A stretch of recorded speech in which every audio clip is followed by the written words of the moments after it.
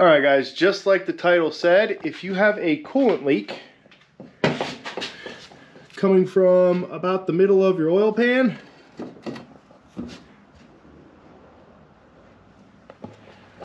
we're going to go over how to fix it in this video. Alrighty, so for the tools for this job, you should have a pretty large assortment of tools in your toolbox. This isn't an amateur type job. This is a job where you got to kind of know what you're doing. But for tools, I used an assortment of 1/4-inch sockets, both shallow and deep well sockets. They range, you want to have a decent set that ranges from 8mm up to 14mm in 1/4-inch and 8mm up to 19mm in 3/8. Now, this being an older bike, this is kind of a unicorn. Everything is stock on this. I have all the stock fasteners where they're supposed to go, but on an older bike, I mean, I can't tell you what sockets you're going to need for your bike because it's going to vary. But yeah, have a decent 1/4 and 3/8 drive socket set. You're also going to want to have Allen sockets or Allen wrenches because there's a large majority of Allen screws on this bike. Extensions, swivels, you should have a pretty decent socket set. The one socket that you will need specifically is a 20mm socket or a small bearing driver set, but a 20mm socket will work good. You'll see what that's used for later on in the video. Some scrapers, either a razor blade or an actual gasket scraper is going to be necessary. A hammer and punch, you'll need that. Various screwdrivers, both flathead screwdrivers as well as Phillips head screwdrivers, also in varying lengths from long, fat, wide flatheads to short, stubby Phillips heads. You're going to need all those and anything in between. Pliers, both needle nose as well as just regular pliers. A source of light, whether it be a shop light or a flashlight. You just need a way to shine light on the bike. If you have these are really useful, but these screwdriver type sockets, you're going to need stuff like that as well. Wrenches, just have a decent wrench collection. If you have a 10mm ratchet wrench, that's going to be money for this job. But if you don't, just have wrenches that range from 8mm up to 19mm so that you just have a good assortment of that stuff. I used a slide hammer puller set. That helped me get some of the seals out of the bike. So if you have a seal removal kit, you're going to need that for this, or a bearing removal kit, you'll need it for this. I used a slide hammer and puller set, and that worked well for me. You will need something to drive a seal in. So this is 1.25" outside diameter, and the inside diameter is just slightly smaller. I use this jack handle off of this Pittsburgh 1.5 ton jack. You probably could use 1.25" PVC, but that's what I used as a driver. And then various chemicals, anti-seize, some good seal lubricant to help you get the stuff back together, and brake cleaner to clean up your mess afterwards. And a ton of rags because it is going to be messy. You're also going to need a drain pan for both coolant and oil. Alright, so those are the tools that we're going to be using for this job. I have the pile of parts over here. Various gaskets, seals, O-rings. I'm going to leave a list to all the parts that I used in the description below. It's roughly $150+ for the OEM Yamaha parts. Maybe you can find aftermarket stuff, but that's neither here nor there. I'm going to leave a link to the stuff that I used. And as long as you get those parts, you should be able to do this job yourself. Well, those are the parts to do the job. If you can do it yourself, that's to be determined. But before we get started, we have to first remove the bodywork. And to do that, we just need to remove these 1/4 turn fasteners. So you just need a 5mm Allen. And you're just going to want to turn them, just like the name states, a 1/4 turn. And you should be able to turn them with your fingers, but when they're out, you'll be able to remove that panel. Don't yank on this, it should freely come off. So there's just a series of 1/4 turn fasteners the whole way around here. I'm going to be removing this middle upper fairing piece as well as the lower fairing piece. I'm going to be doing this on both sides. In addition to those, there are going to be little plastic clips on the inside of the panel here. Those are going to be secured with Phillips head screws. I'm going to get these panels off and I'll show you what I'm talking about with those little screws there. Alright, I figure this is a teachable moment here. So some of these quarter turn screws will come out, others will stay in the panel. So you don't have to yank them all out, but if they do come out on their own, take them out, lay them down, that way you don't lose them. And when you're taking these panels off, you got to remember that panels sometimes don't just pull straight off. They're actually, you can see that, they're actually slotted. So when you're removing this stuff, just make sure that you're not breaking the panel and you're not just ripping the panel off. Alright, so over time these things become increasingly brittle. So if you could see it there on the front, that's just a little bitty tab, and then that slots into under the headlight there. So there's a smaller opening and a larger opening. You know, you're sliding that through that larger opening to remove it.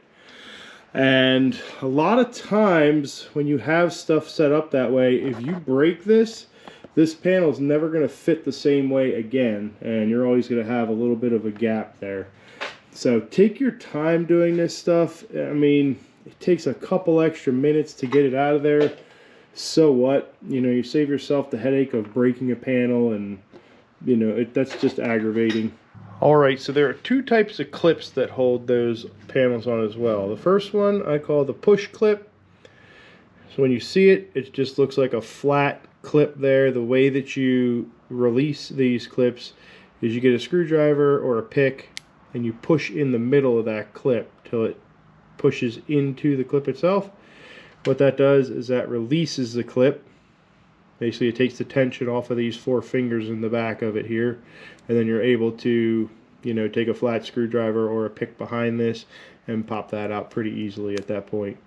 To reset it, after you do that, there you just push on the bottom until it pokes out the top, and then once that's out of the top, you just push it back into your panel and then push down on it, and then that's reset. So it's a push clip, that's one of them. The other is just another quarter turn setup. The way that you release this one is there's a screw head in there. Typically these are going to be a Phillips head screw head. You're just going to turn them a quarter and they pop out again like that. And then once that's popped out, again you can get a screwdriver behind there and pry out on that clip. To reset it, you can do it one of two ways. You can just take your screwdriver, turn it a quarter turn till it's flush, and then that's reset. So those are the two clips you're going to run into.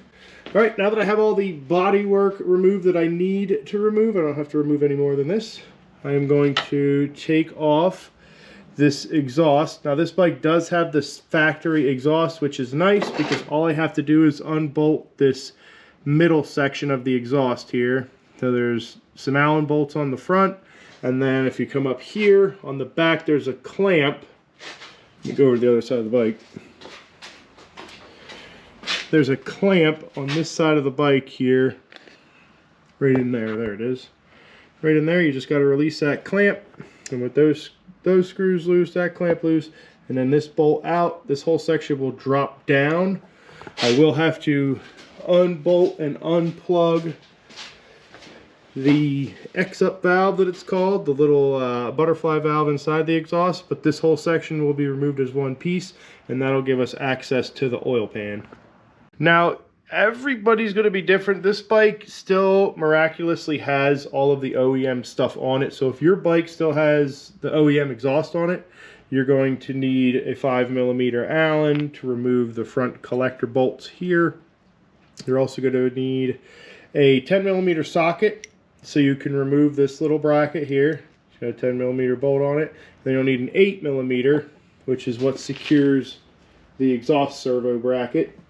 You're also going to need a 12mm socket and wrench to remove the hanger bracket, and you're going to need that 12mm to release that clamp on the exhaust over on that side there. If you have an aftermarket exhaust, I don't know what you're going to need, but if it's stock, you need that stuff, and you're also going to want to unplug that exhaust servo. Now that that's out of the way, we are going to drain the oil. I just need a 17mm socket for that, and we're also going to, after the oil is drained, we're going to pull this tube out of the engine and let the coolant drain while we're doing that.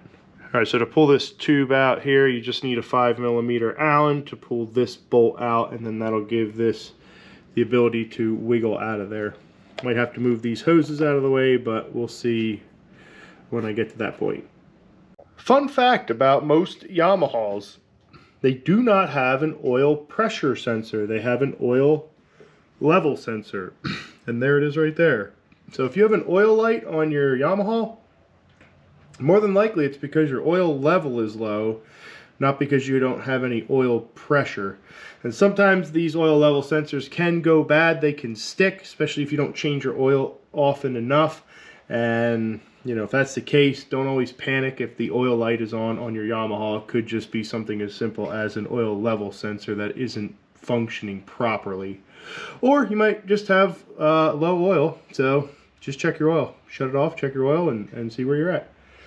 But I have this out and removed because we are going to be removing the oil pan. Now I did see that there are actually two clamps, or two mounting bolts that are holding this pipe secure. So the one's up here, and then there is one inside there. And those two are both Allen heads. So this is the one that goes here, and then this guy here goes in there. You can get it with your 5mm and an extension. So with those loose, I'm just going to wiggle this out. Hopefully I don't get doused in antifreeze. Now there is a hose connected to that pipe on the inside there, so I might end up having to remove that hose as well, but we shall see. Nope, we're good. So, draining the coolant out. Should catch a large majority of it. I'm going to let that drain, and then after that drains, I'm going to then remove the oil pan. Alright, so I have the oil pan off now, and I'm just going to go around here, show you where all the bolts are. And where that bracket's going to go when you put it back together. That's not how it mounts, but that's the hole that it goes in, right next to the oil pickup, or oil level sensor, I'm sorry. Two things to note when you're taking the oil pan off this bike. Take it down as straight as you possibly can, because there's about 1/4 of a quart of oil in this oil pan when you go to remove it. Second thing you want to look for are these dowel pins. There's one here and there's one here. Sometimes they stay in the engine, sometimes they stay in the oil pan, but you have two dowel pins. You just want to make sure that you keep track of those, because those are what help locate both the oil pan as well as the gasket on the oil pan, and it makes installing this oil pan so much easier if you can get those dowel pins out of the engine and put them into the oil pan, set the gasket on top of that, and then you're golden. Now you can put the bolts in here like I did. All the bolts are the same length. This bolt here in particular does have a little bit of Loctite on it, or thread sealer, but that's the only bolt that has some type of Loctite or sealant on it. But I am going to actually take these bolts back out, since they're all the same length and I know where this bracket goes, and I'm going to just turn this oil pan upside down, and then that'll allow any of that oil to drain out of there. So I'm going to take the bolts out of this and these dowel pins, and I'm going to all set them in place over here. But yeah, those are the things to look out for when you're dropping the oil pan.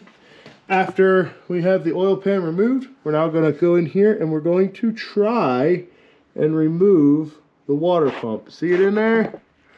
There's the water pump right there, and the oil pump is on the other side of it. So we're going to take the oil pump / water pump off. Hopefully I don't have to remove the clutch and clutch basket, but we shall see what needs to be done in order to get this out, and I will turn you back on when I find that out. Alrighty, so I did not have to pull the clutch cover off at this time, so that saves quite a bit of time and energy. Now what I did have to do is I had to reach up in here and I had to unbolt the oil pump / water pump gear. And that gear is driven by a chain off the back of the clutch. So that just sits on the side of the oil pump like this. Now it is going to be a little tricky to get it on because it is notched to fit a certain way. So I'm going to have to figure out how I can turn this water pump around so that I can get this stuff to line up properly in there. But there it is. I was able to successfully get the bolt out, and then I will just have to put that bolt back in when I reassemble the bike. I'm just going to let that gear sit up in here on the chain for now so that I don't lose it. I'm going to do that with 2 hands. Now in addition to removing this gear, you also have to remove the oil pipe.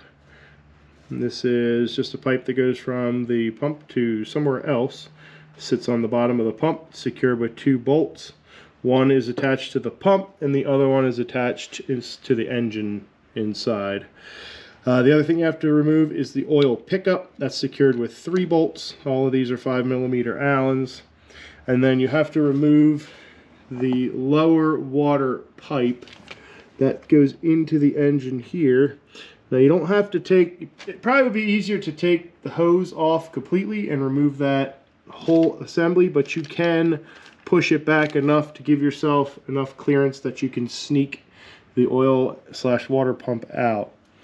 Now in addition to removing that, you also have to remove this oil pipe here, which is secured to the bottom of the oil pump, and it goes up into the engine right around where the transmission is. So you do have to take that off. And then there are 2 bolts on the oil pump side, here and here. You just have to take those 2. Those are Allen screws as well. This and this. And then those come out. And then once you have that stuff out and you have this pipe moved out of the way enough, you can slide the assembly back and then kind of shimmy it out and down.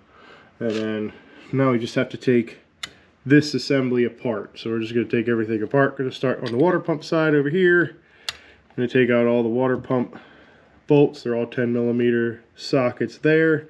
I will be replacing this oil seal. There's another seal over in here I will be replacing.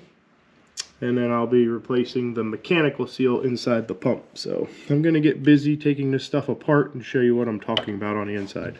Alrighty, so this is actually pretty simple to take apart. You take the water pump side off here. There's 5 10mm bolts. Take that off. This little collar slides over the end of the oil pump here. Well, this oil pump shaft here. So you just take that off. It's probably going to fall off. Then you take the 3 Allen bolts. These 3 guys here, these 3 5mm Allen bolts. You take these out of the oil pump drive side over here. And then the oil pump driven gear here has a locating pin. That's what's keeping that, and the bolt that secures itself to the oil pump are what keep this shaft from coming out. So you just got to remove this little pin here, and then you just want to keep that with the oil pump together as best you can. So just put that in there.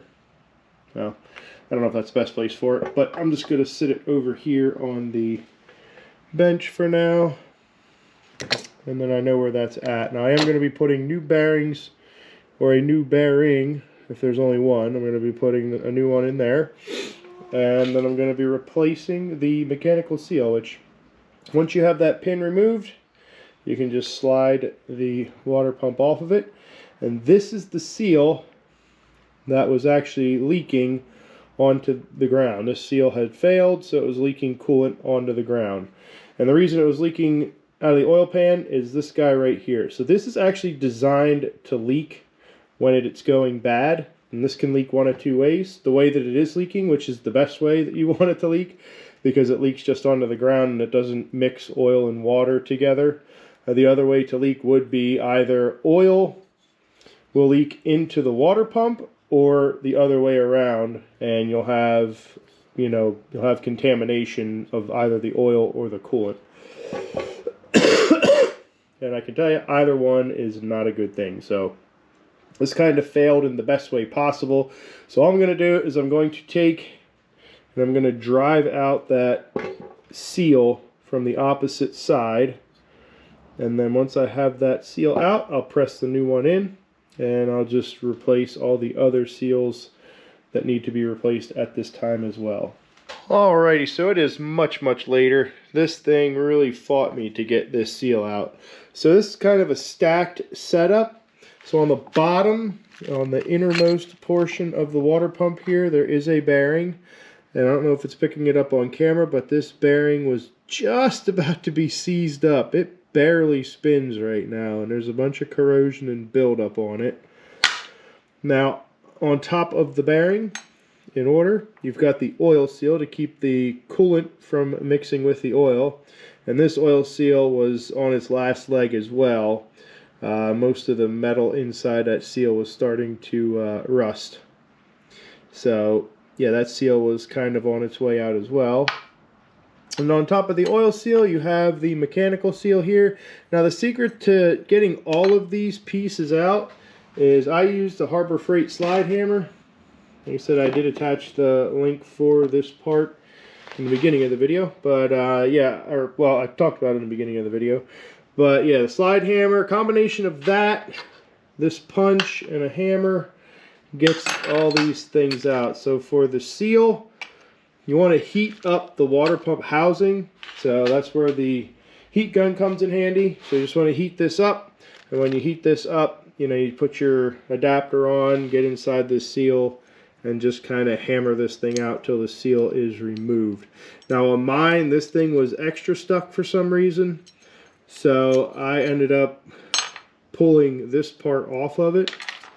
And then I had to just take pliers and kind of pry this piece out. And then same thing with this seal, it was kind of stuck in there, so I just used a combination of the slide hammer tools to get that out. And then the bearing, I just turned this over, went from the other side, and I just tapped on the inner race of the bearing, and the bearing came out. Now I used just some fine grit sandpaper. I cleaned up all the surfaces of this, so I'm going to first drive in the bearing. Alrighty, I'm going to do this on my improvised workspace here. So you want to, first we'll turn this over where there's not grit and stuff on there. Now you can use a bearing installer. I don't have one that goes this small. Mine are all set up more for wheel bearings. So that's where this 20mm socket comes in handy. And pretty much you want a socket that fits, the socket or something hard. It could be plastic or metal. Metal is going to be a little bit better.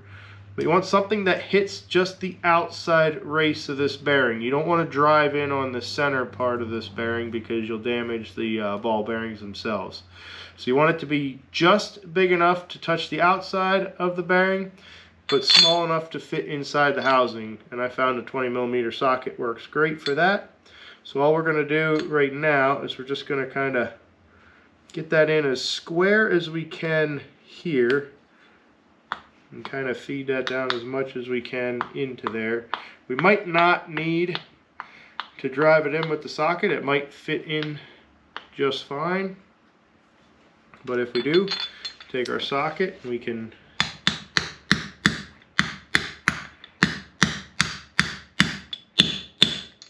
drive that in till you hear that nice solid hit. That means that that's sitting flat against the inside of that housing. Then you always want to take and spin the bearing with your finger, applying a little bit of pressure. Make sure that you didn't damage the ball bearings doing that, installing that. Now since we have our socket out, we can also install our seal, if I can find it. So we're going to install the oil seal now, which is right here. Now when we install the oil seal, it's very important that we install it the correct way. So we're going to install it with the solid rubber seal part facing up. You don't want to install it this way. Reason being, if you do this, it's not going to seal the oil from the engine, and you're actually going to have coolant enter your engine because of that. So you always want to make sure you install it the correct way. If you're not sure about this, you can take this assembly to a shop and just ask them to assemble this for you. So if this seems like a lot of work, or you're nervous about doing this yourself, most shops that I know of won't have a problem installing this for you. Now you want to install this,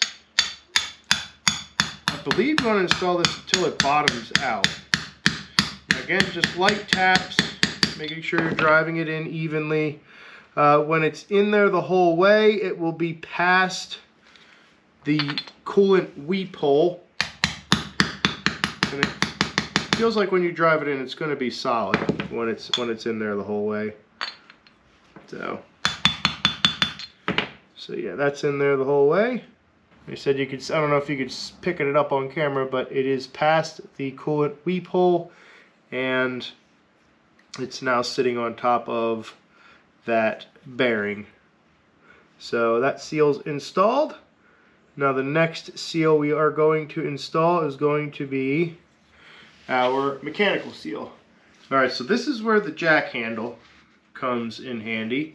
The jack handle is the perfect size. It fits on the outside lip of this seal, and it does not make contact with the inner portion of the seal. So for this, you just want to take your time, make sure you're driving it in nice and square, because you can screw this up pretty easily, and if you do, you mess up this seal, you're gonna have to buy a whole nother seal, and these are not cheap if you buy the stock one like I did, the OEM. So just take a couple light taps, make sure you're hitting it squarely, which I am not. So again, take a lot of breaks and tap it so it's getting tapped squarely.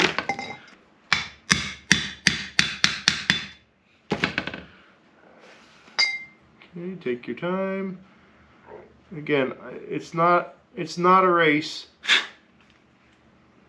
to get this done quickly. You want to make sure it's done correctly. Alright, so that's the seals, the bearing, everything is installed in there. That should feel great now. So the last seal you want to put on the water pump assembly, the last two seals, is this seal, which goes into the back of the water pump itself.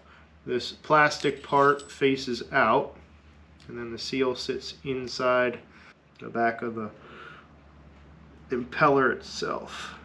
It's got to kind of work its way around in there. Just got to kind of work it around and make sure it's in there nice and flush. I'm going to put a little bit of assembly lube on there. I just applied a little bit of assembly grease on there, and that's just so that when you put this in the seal, it doesn't lip the seal and cause it to leak oil. So as straight and as square as you can put that in there. Put that in there. Now we're in, and this is ready to rock and roll. And then the other seal you got to put on is just the O-ring that goes around the outside of the water pump. Put your 5 screws, bolts back in, and then your water pump seal is now installed.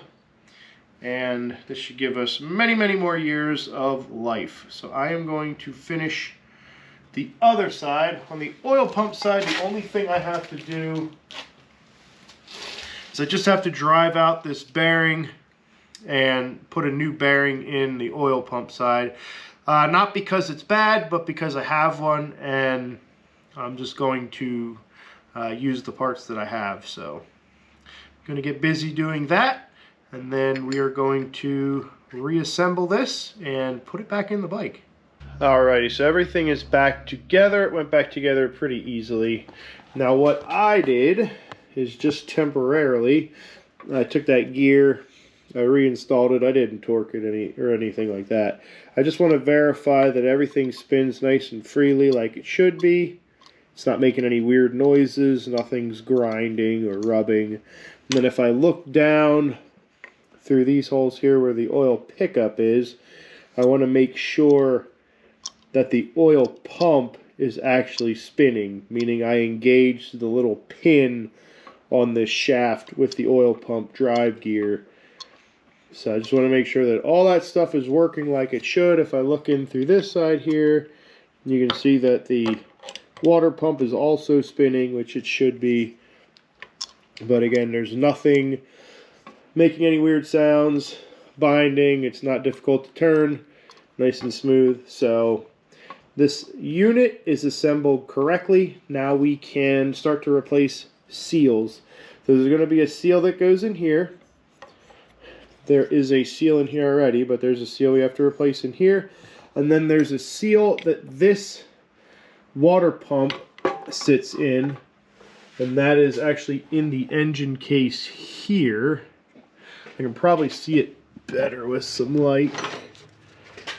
So inside there, there's a seal where that water pump comes through. And you want to just make sure that you get that seal, because if not, you could have an oil leak. And after doing all this work, that would stink to have an oil leak there, because it would mean you'd have to do all of this work all over again. Now on the front here, unfortunately I did not get a gasket, or I did not get an O-ring for the front there, but it was not leaking, so I don't believe it's going to leak. And if it does, it's not the end of the world. I can take that off without having to remove the oil pan. I would have to drain all the coolant out of it, and I would have to change the oil at that time, because I probably would get a little bit of coolant contamination if I did that. But again, like I said, it was not leaking oil, so I don't think it's going to be an issue. I'll clean it up real good, put it back together, and I think we'll be just fine. Alright, I don't know if this is going to be an awesome shot of this, but I'm going to show you how I reinstall this, and pretty much it's the way that you would take it out, just reversed. So sorry I didn't show this first if this is a good shot of this, but oh well. Alright, so make sure you get a lot of assembly type grease on those O-rings. You want this stuff to slide in there without pinching any of the O-rings, because you pinch the O-ring and your job is pretty much ended for the evening, unless you've got a spare. So yeah, plenty of assembly grease. And then the way that this is going to work is I'm just going to first feed the water pump into this side of the engine here.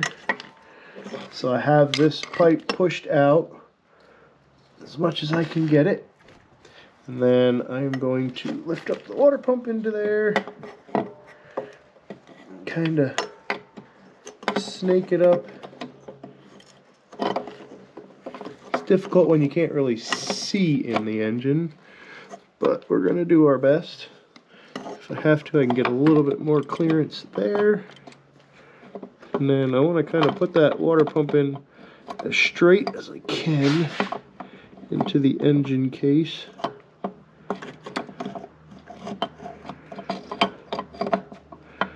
So as straight as I can get that. Again, you don't want to force it in. You want it to go in nice and smoothly. And plenty of grease will be your friend in this instance. Make sure this pipe is out of the way, so that way I can slide that in there. There we go. All the way seated in there. Now I want to make sure I line this water pipe up pretty straight and even. Then I should be able to slide that in nice and easily again. Don't want to pinch an O-ring at this point.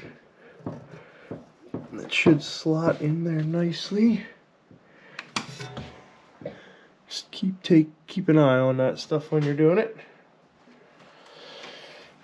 And then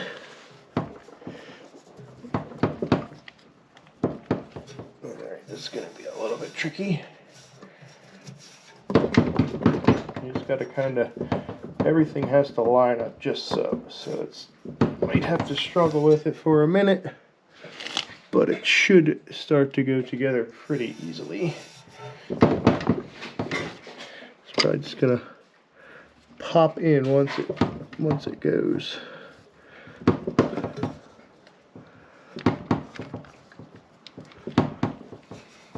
All right, see what's going on here. Now this isn't one of those things that you want to draw in with a bolt. You want this to actually seat in there nicely, because if you draw it in with a bolt, you could end up twisting it, getting it in there incorrectly, and causing it to leak. So this is just a matter of everything lining up.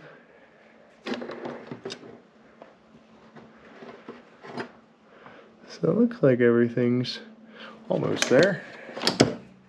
Might have to move this just a bit. Trying to line everything up at once and fit O-ring through an engine. It's got to line up just perfectly. All right, so there it is. I kind of slid the water pump out a little bit, and then I was able to wiggle everything in. So now everything's sitting nice and tight, nice and flush. That's in there. That's on there. Now what I'm going to do is bolt down the oil pump itself. And everything that I'm putting together in the engine, I don't know if you're supposed to do this, but I am going to be putting just a little bit of Loctite on all my bolts. And like I said, I don't know if this is a must-do, but for me, if it's going to be inside the engine, I want that little added security. I'd rather it be a little bit difficult to take this apart than these bolts fall out and cause all kinds of havoc inside the engine. So there's a dowel pin that goes in this side here. Yes, I just dropped that. Oh well. That one's your 5mm Allen. Again, both these bolts that hold, so both the bolts that hold the oil pump on are both the same length, so it doesn't matter which one goes where. Alright, so this one here has a dowel pin on it. I'm just gonna line that up. There we go.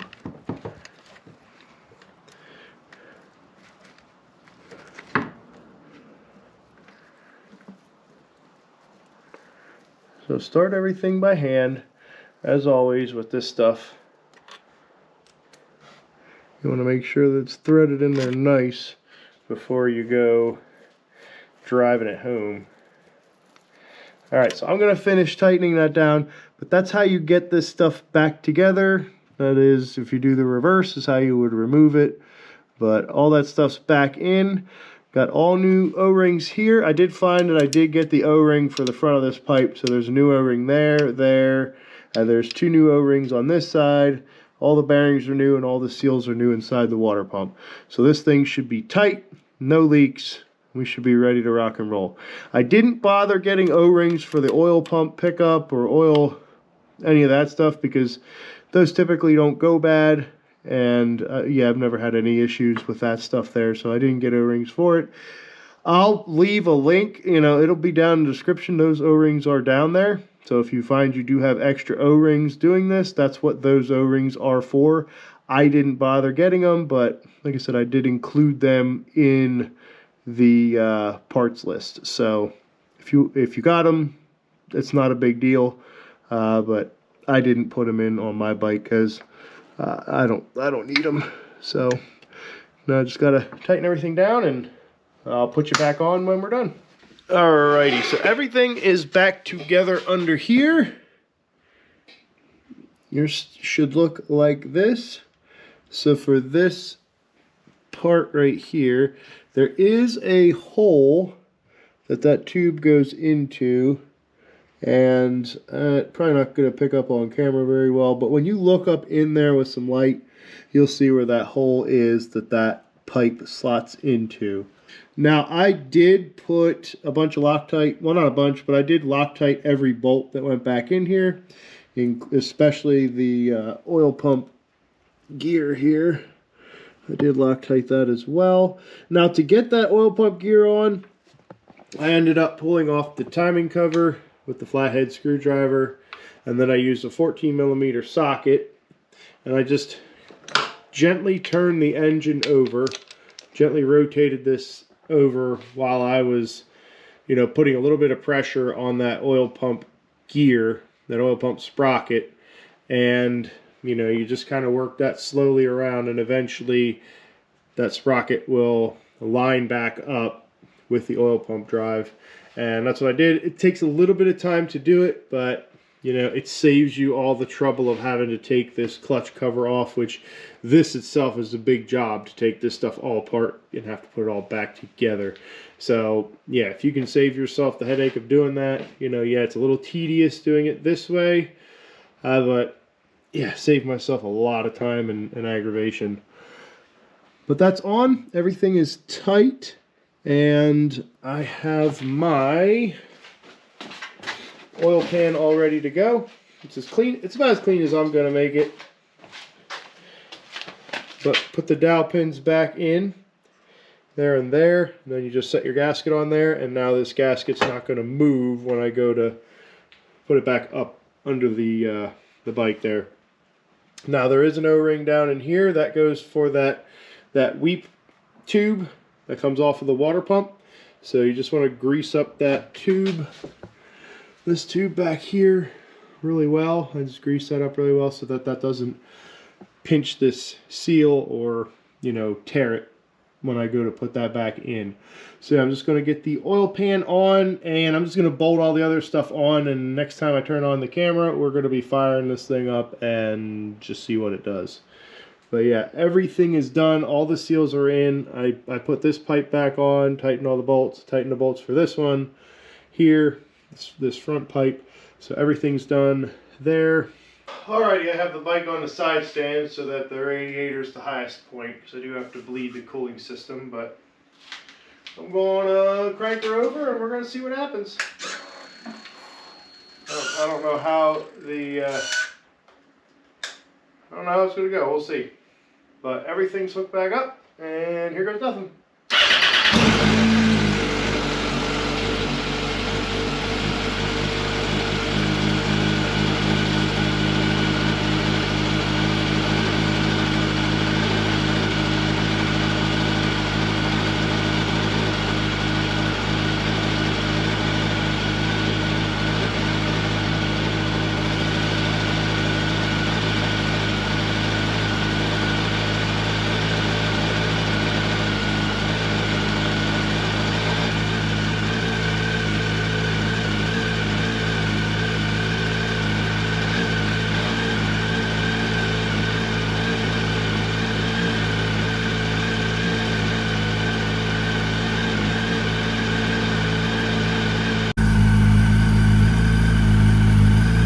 Battery died on the camera, so picking it up on the phone. No leak. That's nice and dry. Engine sounds nice and quiet.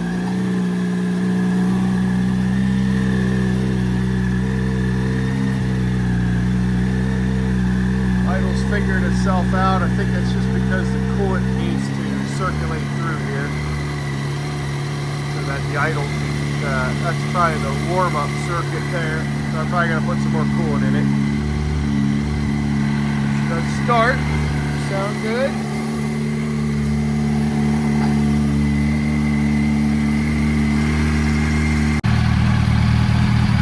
Alright, the idle stabilized as soon as I topped up the coolant. Now it's just warming up, making sure the fan cycles, no leaks so far. Everything's still dry. It's been running now for a couple minutes. But everything is still dry underneath. No more coolant leak. So that is fantastic.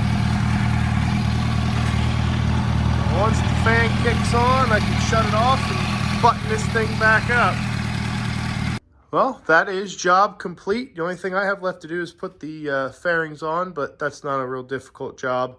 I didn't see any leaks coming from there. Everything still sounds nice and healthy. Fans cycled on and off. The cooling system is working just like it should. I'm probably going to have to top off the reserve bottle, but, you know, that's not a big deal. But that's a pretty big job there, guys. Hopefully you found it helpful. If you did, give it a thumbs up. And as always, like, comment, and share. If there's something you feel I missed, let me know, and I'll do better in the next video. But that is going to do it for this one, guys. We'll see you in the next one. Thanks for checking this one out.